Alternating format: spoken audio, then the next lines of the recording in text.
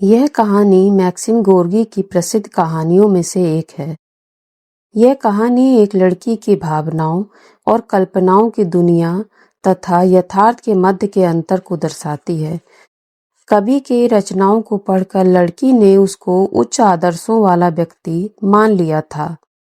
तो कहानी इस प्रकार है। कवि सूरा स्कूल से घर आई, अपना कोट उतारा तथा भोजन के कमरे में चली। उसकी माँ पहले से ही वहां मेज पर बैठी थी। सूरा को देखकर वह मुस्कुराई। सूरा को लगा कि माँ आज कुछ अजीब तरीके से मुस्कुरा रही है। उससे उसकी उत्सुकता तुरंत जागृत हो गई, लेकिन वह बड़ी हो गई थी और प्रश्नों की झड़ी लगाकर अपनी उत्सुकता का प्रदर्शन करना अशोभनीय समझती थी। उसने माँ के पास पहुंच उसका माथा चूमा और आईने में अपने ऊपर एक निगाह डाल अपनी जगह पर बैठ गई। तभी एक बार उसे वहां कुछ असाधारण सा अनुभव हुआ। मेज पूरी सजी थी तथा 5 व्यक्तियों का उस पर इंतजाम था। मतलब यह है कि कोई खास बात नहीं थी, अलावा इसके कि किसी को खाने पे बुलाया गया था। सूरा ने निराशा से सांस भरी। वह पापा, माँ तथा चची जीना की जान पहचान के सभी लोगों से परिचित थी। उनमें से एक भी ऐसा नहीं था जो कुछ दिलचस्प हो। हे ईश्वर, उबा देने वाले थे सब, और कितनी उबा देने वाली थी हर चीज। यह किसके लिए है? मेज पर लगे हुए अतिरिक्त सामान की ओर गर्दन से इशारा करते हुए उसने उदासीनता से पूछा। उत्तर देने से पहले माँ ने अपनी घड़ी पर नजर डाली, फिर घंटे की तरफ देखा। इसके बाद खिड़की की ओर घूमकर कुछ आहट सी ली और आखिर में मुस्कुराते हुए बोली, अंदाज लगाओ।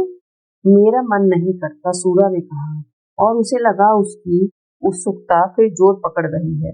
उसे याद आया कि युवा ने भी, जो घर की नौकरानी थी, उसके प्रति द्वार खोलते हुए कुछ असाधारण अंदाज से कहा था, ओह, बड़ा अच्छा हुआ तुम आ गई। लूबा उसके आने पर बिल्ले ही इस प्रकार उत्साह प्रकट करती थी, और उसके उत्साह में इतना जोर तो कभी भी नहीं होता था। सूरा यह अच्छी तरह जानती थी कि पारिवारिक जिंदगी की नीरस दिनचर्या में अगर कोई हल्के से हल्का नया तत्व भी आ सकता था, तो उसकी खामोश सतह पर सुस्पष्ट लहरियां पड़े बिना नहीं रहती थी, तथा सूरा का छोटा सा मस्तिष्क, जो नए अनुभवों का इतना प्यासा था, दृढ़ता से उनकी छाप धारण किए बिना नहीं रहता था। कोशिश तो करो, उसकी माँ ने फिर जोर दिया। फिर कहना दिल करता है या नहीं? लुआ के उत्साह तथा लहजे पर विचार करने के बाद सूरा को विश्वास हो गया कि निश्चय ही कोई मजेदार, बहुत ही मजेदार बात होने वाली है। मगर सीधे पूछते उसे कुछ हिचक महसूस होती थी। कहीं न कोई आने वाला है। उदासीनता का अभिनय करते हुए उसने कहा। बेशक, माँ ने सिर हिलाया, मगर कौन? चचा जेनिया। सूरा ने अंधेरे में तीर छोड़ा तथा उसे लगा जैसे उसके गालों में लाली दौड़ रही है। नहीं, संबंधी कोई नहीं, मगर कोई ऐसा व्यक्ति आ रहा है जिसे तुम बेहद चाहती हो। सूरा की नजरें फैल गई। इसके बाद वह सहसा उछल कर खड़ी हो गई और माँ के गले से लिपट गई। मम्मी, क्या सचमुच? बस बस, माँ हंस रही थी तथा उसे धकेल कर अलग कर रही थी। बड़ी पागल स्त्री है, उसे आने दो। तेरी सारी हरकत मैं उससे कह दूंगी। मम्मी, क्रिम्सकी तो नहीं? क्या वह आ गया है? तथा क्या पापा उसे लिवाने गए हैं? और चची जीना? ओह, अब वे आते ही होंगे। मम्मी, मैं अपने सुरमई कपड़े पहन आऊं? ओह, वे आ रहे हैं, वे यहाँ आ रहे हैं। बेहल्ल तथा प्रसन्न उछलते कूदते माँ की कुर्सी का उसने चक्कर लगाया। उसके गाल लाल हो गए थे। फिर वह आईने की तरफ लपकी और अब कपड़े बदलने के लिए भागी ही थी कि तभी नीचे फाटक खुलने की आहट सुनाई दी। वह फिर आईने के सामने लौट आई, अपने बालों को थपथपा कर ठीक किया, सीधी सयानी बनकर मेज पर बैठ गई तथा उत्सुकता को छिपाने के प्रति उसने अपनी आंखें मूंद ली। जब वह उन्हें खोलेगी तो क्रिम्सकी कमरे में होगा, उसके निकट, उससे सिर्फ एक ही कुर्सी दूर। वह एक कवि था, जिसकी कविताएं बार बार पढ़कर भी वह नहीं अगाती थी, तथा जिसे समूचा स्कूल आधुनिकों में सबसे अच्छा कवि मानता था। कितनी मुलायम, कितनी उदार भरी, कितनी मधुर और कितनी उदास पंक्तियां लिखता है वह। ओह, एकदम अलौकिक।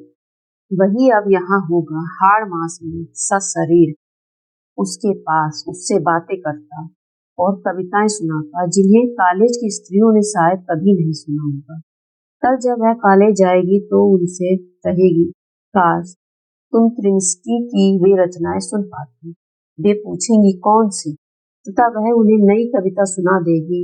जब वे पूछेंगी कि यह कहाँ मिली तो वह गर्व के साथ, ओह भारी गर्व के साथ, उन्हें बताएगी कि अभी यह कहीं प्रकाशित नहीं हुई, तथा यह कल त्रिमिस्की उनके घर आया था और खाने की मेज पर वह उसके निकट ही बैठा था। तभी उसने यह रचना सुनाई थी। आश्चर्य से उनकी नजरें फटी रह जाएंगी, ईर्ष्या से उनके हृदय कुड़मुड़ा उठेंगे, तथा वह छछूंदर की बच्ची किकीना उसे तो गस ही आ जाएगा। तब उसे प्रतीत होगा कि कौन अच्छा है, बहन के रूप में एक गायिका या परिचित के रूप में एक कवि, और अन्य सब वे उसके पीछे पड़ जाएंगी। बार बार उससे कहेंगी, सूरा हमें भी कुछ दिखा दे। और यदि वह सहसा उससे प्रेम करने लगा तो वह बिल्कुल असंभव है। वह कवि है ना, और कवि सदा एकाएक प्रेम करने लगते। ओह मेरे ईश्वर! और उसकी मूछें काले रंग की। शूरा ने अपने हाथों को मरोड़ते और घुटनों के बल उसके सामने गिरते हुए वह उससे कहेगा, शूरा तुम्हें देखते ही मुझे ऐसा मालूम हुआ जैसे नए जीवन का सूरज निकल आया और मेरा मन आशा से थरथरा उठा। तुम ही हो वह, यह मैं अपनी समूची शक्ति से कहता हूँ। बजह मेरी आत्मा ने तुम्हें पहचान लिया है। ओह, लेकिन ये पंक्तियां तो उसकी बहुत पहले की लिखी हुई हैं। तब दम घोट उमस, धूल विभत्स गंध, सारी रात मेरी आंख नहीं लगी। कविता तथा कल्पना के स्वप्न जगत से खींचकर वास्तविक जगत में सूरा को ले आने वाली आवाज बहुत ही कोमल और आकर्षक थी। हालांकि उसमें भाग्य के सिर चढ़े व्यक्ति के रूखे तथा चिड़चिड़े स्वरों की ध्वनि भी मौजूद थी। सूरा ने अपनी आंखें खोली और खड़ी हो गई। एक लंबा दुबला पतला व्यक्ति मखमल की काली जैकेट और चौड़ी मोरी की भूरी पतलून पहने उसकी तरफ आ रहा था। अच्छी हो बिटिया रानी, तुम मुझे भूल गई। क्यों, ठीक है ना? बेशक बिल्कुल भूल गई। मैं सूरा सकपका गई। मैं आपकी कविताएं तो सदा पढ़ती हूँ, मगर पिछली बार जब आप यहाँ आए थे तब मैं एक छोटी लड़की ही तो थी, और अब तुम बड़ी लड़की हो गई हो। कवि ने मुस्कुराते हुए तथा उसे अपनी नजर से नापते हुए कहा। वह कुछ और भी कहना चाहता था, मगर सिर्फ होठों को भीतर की ओर खींच कर रह गया, तथा एक कुर्सी पर बैठते हुए उसके पिता से कहा, मिखाइल, यहाँ तुम्हें जगह तो बहुत बढ़िया मिल गई। सूरा ने अपना सिर झुका लिया था तथा उसकी आंखें प्लेट पर टिकी थीं। प्लेट की चिकनी सतह पर उसे कवि के मुख का अक्स दिखाई दे रहा था। उसकी भूरी पतलून, बाल छटा सिर और पतली मूछें उसे अच्छी नहीं लगी थी। ओह, कविता से एकदम शून्य, एकदम निरस, और उसके हजामत बने गाल नीलापन लिए तथा उसकी ठोड़ी और अपने होठों को अंदर खींचने की उसकी आदत। उसकी आंखें बहुत हल्की थीं, करीब करीब बेरंग। उसके नीचे थैलियां सी लटकी हुई तथा उसके माथे पर झुर्रियां पड़ी थी। सत्य पूछो तो वह ठीक उस क्लर्क जैसा लग रहा था जिसे उसने डाक खाने में देखा था। उसकी चेष्टा में कुछ भी जरा सी भी कविता नहीं थी, तथा उसके हाथ, सूरा ने कनखियों से उन्हें देखा, वे थल-थल थीं, उंगलियां छोटी और मोटी छोटी। एक उंगली में वह अंगूठी पहने था जिसमें सुलेमानी नग जड़ा था। सूरा ने भारी दुख से गहरी सांस ली। सो तुम मेरी कविताएं पढ़ती हो? यह वह उससे कह रहा था। उसने सिर हिलाया, उसके गाल लाल हो गए। हाँ, तो क्या मैं कुछ पूछ सकता हूँ? तुम्हें अच्छी लगी? आह, तुम्हारी कविताओं पर तो ये सब पागलों की तरह टूटती है। माँ ने कहा। ओह, नसीब से ही इतनी प्रशंसा मिलती है। बिल्कुल नहीं, यह झूठ है। सूरा ने अपनी माँ की बात काटी, मगर उसके शब्द देर से प्रकट हुए। कवि के बाद सूरा अचकचा गई। यह क्या बेवकूफी की उसने। माँ, पापा, चची और वह सब हंस रहे थे। उसने जाने क्यों अपनी भौहें तक चढ़ा ली तथा उसका मुख जोकरों जैसा दिखने लगा। अन्य सबके साथ वह भी क्यों हंसा? वह कवि था और तथा उसे ज्यादा संवेदनशील और व्यवहार कुशल होना चाहिए था। क्या उसकी अचकचाहट उसे हास्यप्रद प्रतीत हुई जैसे कि औरों को हुई थी? क्या वह अन्य सबकी तरह ही था? हो सकता है कि उसने सिर्फ साथ देने के लिए ऐसा किया हो। बाद में वह फिर अपने नेचुरल रूप में आ जाएगा। तुम किस क्लास में पढ़ती हो सूरा? छठे में। यह जानने की भला क्या आवश्यकता थी? उसने उसे सुरा नाम लेकर क्यों संबोधित किया? और तुम्हें कौन सा वाला टीचर सबसे अच्छा लगता है? ड्राइंग टीचर, यदि मैं गलत नहीं समझता तो। नहीं, साहित्य का, सूरा ने कहा। अरे हाँ, साहित्य का टीचर, कहकर वह इतने जोरों से हंसा कि कान बहरे हो जाएं। सूरा को ऐसा महसूस हुआ जैसे कि उसकी एक बोटी अलग कर ली गई हो, उसकी चिकोटियां काटी जा रही हों और उसके शरीर में हजारों पिनें चुभाई जा रही हों। वह मेज से उठकर जान छुड़ाना चाहती थी। उसे कपकपी चढ़ रही थी और उसे भय था कि वह अपने आंसुओं को उमड़कर बाहर आने से नहीं रोक सकेगी। उसने क्यों अपने आप को इतनी आसानी से पकड़ में आने दिया? विक्षोभ से कांपते हुए उसने कवि के चेहरे की तरफ देखा, नजरों में झुंझलाहट और उत्तेजना की चमक लिए। उसे डर लग रहा था कि यदि उसका साहस जवाब दे गया तो वह उन सब बातों को न कह सकेगी जो उसके दिमाग में उमड़ घुमड़ रही थी। इसलिए उसने अपनी उंगलियों को मेज की ओट में उमेटते हुए एक सांस में कहना आरंभ किया, क्या तुम्हें यह हंसी की बात मालूम होती है? मगर नहीं, वह हंसने की बात जरा भी नहीं है। हमारे टीचरों में वह सबसे अच्छा है तथा हम उसे अत्यधिक पसंद करती हैं। वह इतने दिलचस्प ढंग से बोलता है, हमें पढ़कर सुनाता है। सभी प्रकार की पुस्तकें, साहित्य की दुनिया में जो भी नई बात होती है उसके बारे में बताता है और कुल मिलाकर वह एक बहुत ही अच्छा व्यक्ति है। ना हो तो चाहे जिससे पूछ देखो, हमारे अपने क्लास में या 7वें क्लास में सब यही कहेंगे।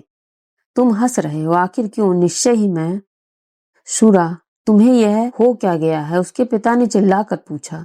हमने बिटिया रानी को नाराज कर दिया है, क्रिम्स्की ने कोमल स्वर में कहा। मैं क्षमा चाहता हूँ। उसकी यह क्षमा सूरा के कानों में ऐसी मालूम हुई जैसे कोई मूंग दल रहा हो। उसे उससे सत्य का अभाव दिखाई दिया और उसे लगा जैसे उसके अल्फाज उपेक्षा में डूबे हों, मानो इस बात से उसे जरा भी दिलचस्पी नहीं कि वह उन्हें स्वीकार करती है या नहीं, उसकी बला से। इसके अलावा उसे लगा जैसे वह यहाँ अजनबी की तरह बैठी हो और यह कि इनमें से किसी को भी उसकी आवश्यकता नहीं है। उसे अपने पर दया आई और भोजन के समूचे दौर में इस प्रकार बैठी रही जैसे उसे धुंध ने लपेट लिया हो। अपने हृदय में उमड़ती उदासी पर एक खामोश और भीतर ही अंदर कचोटने वाली उदासी पर ध्यान जमाए। सो यह है वह कवि। अन्य सबकी तरह उसे एक ठप्पे में ढला हुआ उसका मस्तिष्क खाने के बाद भी रह रहकर यही सोच रहा था। अपने कमरे में खिड़की के पास वह बैठी थी और कमरे में अपनी प्रिय लिलक की झाड़ियों की तरफ देख रही थी, बड़े ध्यान से और एकटक, जैसे पहली बार ही उन्हें देख रही हो। जैसे अन्य सब वैसा ही वह भी। मगर तब पापा कविता क्यों नहीं लिखते? इस कवि से क्या वह किसी बात से हीन है? कभी कुछ पंक्तियां उसके दिमाग में घूम गईं, कितनी आवेगमयी, मन को मथ लेने वाली। गीत की लड़ियों में पिरोए हुए शब्द, उदासी में पगी कोमलता से ओतप्रोत। भोजन के समूचे दौर में एक बार भी उन अल्फाजों की झलक नहीं मिली, उसके मुख से वह प्रकट नहीं हुआ।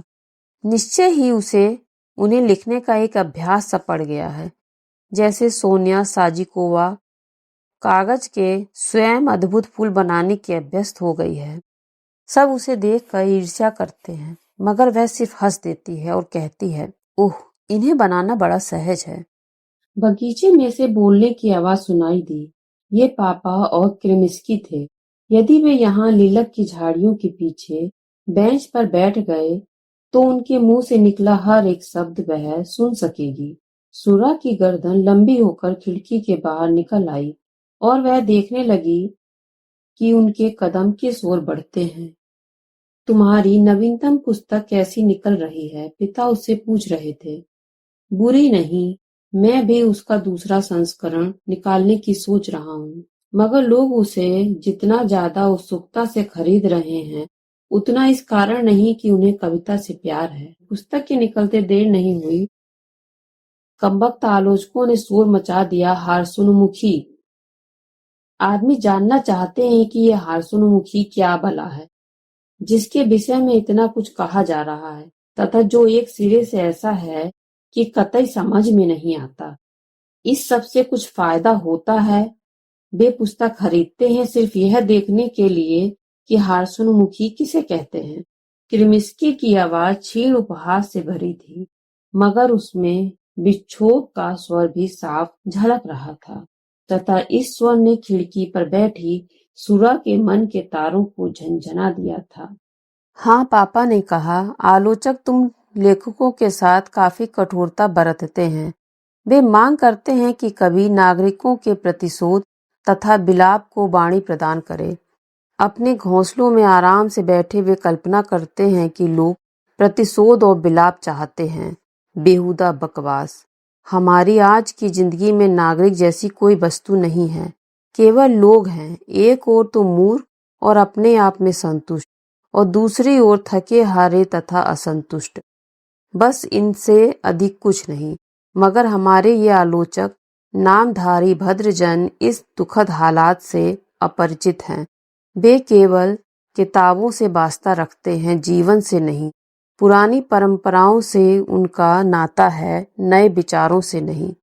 तथा नई पीढ़ी के युवक लोग, मेरे दोस्त, आजकल माँ के पेट से ही बूढ़े जन्म लेते हैं। किसी ने बहुत ही सही कहा है, कविता से वे कोई वास्ता नहीं रखते। वे किसी भी ऐसी वस्तु से वास्ता नहीं रखते जो आत्मा को निखारने वाली हो। उनके लिए यह सब बेकार है। लेकिन जाने दो, छोड़ो इन मनहूस विषय को। ओह, कितनी सुंदर बेटी के पिता हो तुम। आखिर कवि हो ना, सौंदर्य पे सबसे पहले निगाह जाती है। देखो कमबख्त को। सूरा फुसफुसाई और खुशी से उसके गाल लाल हो गए। उसके अल्फाजों से उसने जो नतीजा निकाला था वह यह कि लोग उसकी रचनाओं को नहीं समझते, और इसका विक्षोभ उसके शब्दों में प्रकट हो रहा था। उसकी नजरों में वह एक बार फिर कवि बनकर तैरने लगा। उसके बाद ही यह अप्रत्याशित प्रशंसा। और हाँ, यह तो बताओ, बात कुछ अटपटी है, मगर मेरी उस पत्नी का क्या हाल है? मुझे यह तक नहीं पता कि वह कहाँ है। 2 वर्ष हुए। सुना है कि वह काकेशस के किसी स्कूल में पढ़ाती है। उफ, मनहूस की याद आते ही एक कपकपी सी चढ़ जाती है। कुछ लड़कियां होती हैं जिनकी पवित्रता और बुद्धूपन से मैं इतना आतंकित हो उठता हूँ कि इसे छिपा कर नहीं रख सकता।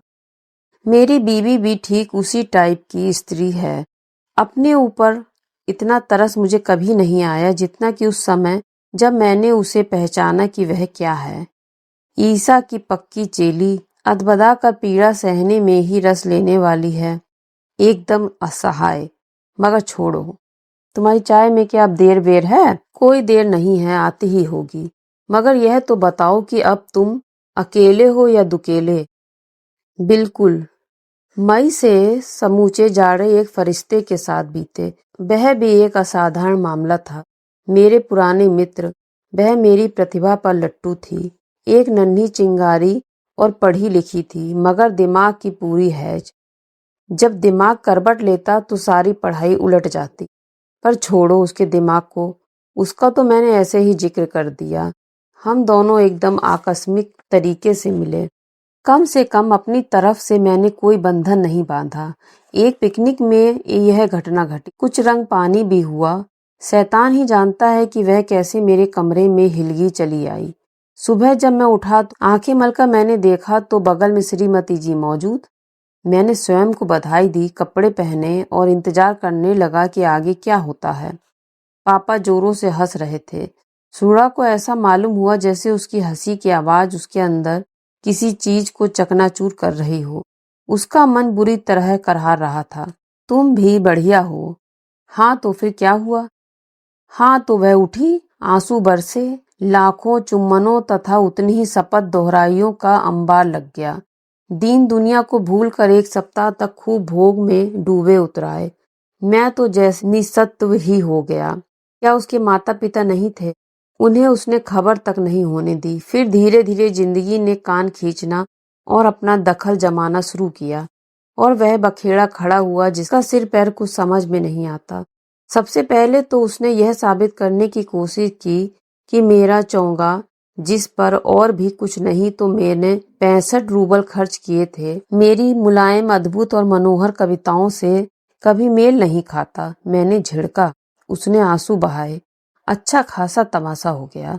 उसके बाद पता चला कि अपनी कल्पना में कवि को वह एक ऐसा दैवी जीव समझती है जिसे या तो आसमान में विराजना चाहिए अथवा उसके हृदय में। उसने बाहर पांव रखा कि गड़बड़ हुआ। ओह, बुरा हो उस शैतानी शिक्षा दीक्षा का जो हमारी स्त्रियों के दिमाग में यह सब खुराफात भरती हैं। झगड़े, आंसू, माँ बनने की संकेत, यह मांग की हर बात सिर झुकाकर मानी जाए। मैं जान बचाकर भागा तथा गद्य में उसे लिखा, कभी सब कुछ छोड़ सकता है मगर अपनी स्वतंत्रता नहीं छोड़ सकता। हाँ तो फिर? पिता ने धीमी आवाज में कहा। मैं उसे 25 रूबल प्रति महीने दे रहा हूँ। सुरा को ठंड महसूस हुई तथा उसके रोम रोम में शीत की कपकपी सी दौड़ गई, मगर वह आंखों को पूरी प्रकार फैलाए खिड़की से बाहर ताकती रही। तो यह कारण है जो इधर कि तुम्हारी कविताएं निराशा में इतनी ज्यादा डूबी नजर आती हैं। क्या तुमने मेरी वह रचना पढ़ी है? यादों की विचित्र भीड़ नहीं लेने देती चैन रात्रि के अंधेरे में। हाँ तो फिर? उससे मैंने सनसनाहटों का, उस मूर्खतापूर्ण कहानी के छाया अवशेषों का उल्लेख किया है। उल्लेख बहुत अच्छा हुआ, पिता ने आह भरते हुए कहा। इस क्षेत्र के मन के भावों की धुंधली कसीदाकारी का चित्रण करने के तुम शुरू से ही मास्टर हो। इससे पता चलता है कि तुम मेरी रचनाएं सचमुच पढ़ते हो। हाँ, बहुत कुछ। खुशामद की बात नहीं, तुम्हारी कविताएं आनंदपूर्ण होती हैं। शुक्रिया। बहुत कम लोग ऐसा कहते हैं। हालांकि यदि सच पूछो तो मैं जानता हूँ कि मैं इस तारीफ का अधिकारी हूँ। बेशक मेरे प्यारे साथी, चलो अब चाय पर चलें। देखो ना आजकल कौन और कैसे व्यक्ति लिख रहे हैं और क्या लिख रहे हैं। कभी नहीं वे गिद्ध हैं, वे भाषा की जान निकाल लेते हैं, उसका अंग भंग कर डालते हैं। मैं उसे मन में सजो कर रखता हूँ और कोशिश करता हूँ। सुरा ने उन दोनों को बाग में से साथ साथ आते देखा। पिता अपनी बाह कवि की कमर में डाले हुए थे। उनकी आवाजें अस्पष्ट होती हुई विलीन हो गईं। सुरा ने धीरे धीरे अपने शरीर को सीधा किया, जैसे कोई भारी चीज उसे नीचे की तरफ दबाए हो और उसके लिए हरकत करना मुश्किल हो गया। सुरा, आओ, चाय तैयार है, माँ ने आवाज दी। वह उठकर खड़ी हो गई और दरवाजे की तरफ चल दी। आईने के पास से गुजरते हुए उसने देखा कि उसका मुख पीला, खिंचा हुआ और भयभीत सा हो गया है।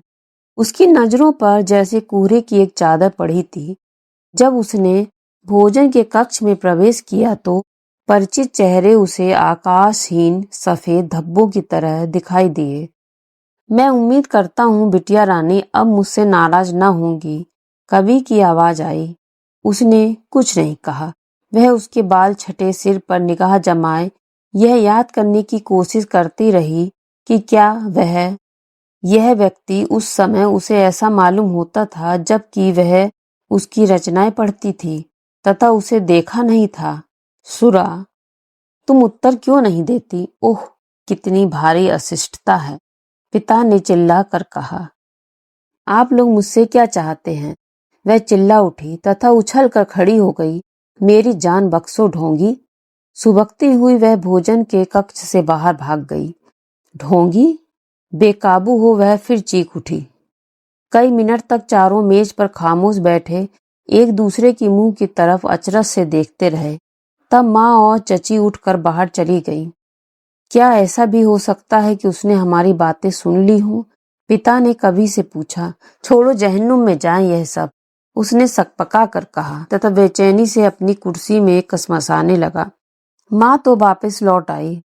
वह रो रही है, उनकी प्रश्न सूचक दृष्टि का उत्तर देते हुए उसने कहा तथा कंधों को बिचका कर रह गई। उम्मीद है यह कहानी आपको पसंद आई होगी।